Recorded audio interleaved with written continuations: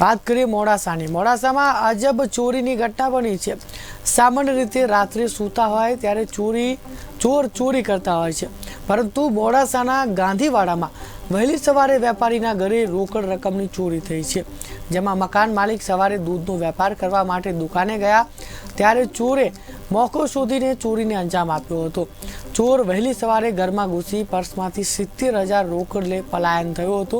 સમગ્ર ઘટના સીસીટીવીમાં કેદ થઈ, જ્યાં ચોર 70,000 રૂપિયાની ચોરી કરી પાછળના દરવાજાથી સીસીટીવીમાં જોવા મળ્યો।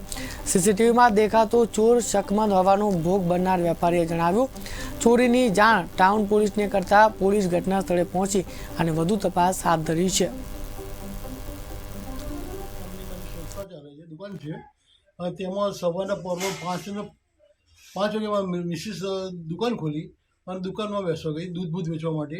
ત્યાંથી 6:15 મારા ઘરમાં કોઈક અજાણ્યા વ્યક્તિ ઘૂસી ગયો અને ત્યાંથી 70,000 થી 72,000 રૂપિયા મારા પાકીટમાંથી કાઢીને લઈને પાછલા દરવાજાથી નીકળી ગયો। સીસીટીવી ફૂટેજમાં પાછલા ભાગ રાતે બધું પકડાય છે અને શકમંદ ઉપરથી બી આધાર લાગે છે કે આ વ્યક્તિ હોવો જ જોઈએ। અને પોલીસ પાર્ટી દિલીપભાઈ કરીને પણ આવ્યા હતા અને નાનજીભાઈ કરીને પણ આવ્યા હતા અને એમની રીતે ફોટા પાડી, ઘરનો ફોટો પાડી અને મને પોલીસ સ્ટેશન બી બોલાવ્યો હતો। ત્યાં પોલીસ સ્ટેશનની અરજી પણ આપી છે, ત્યાં મારે પોતાની સહી પણ કરી છે, તો હજી સુધી કોઈ નિકાલ થયો નથી।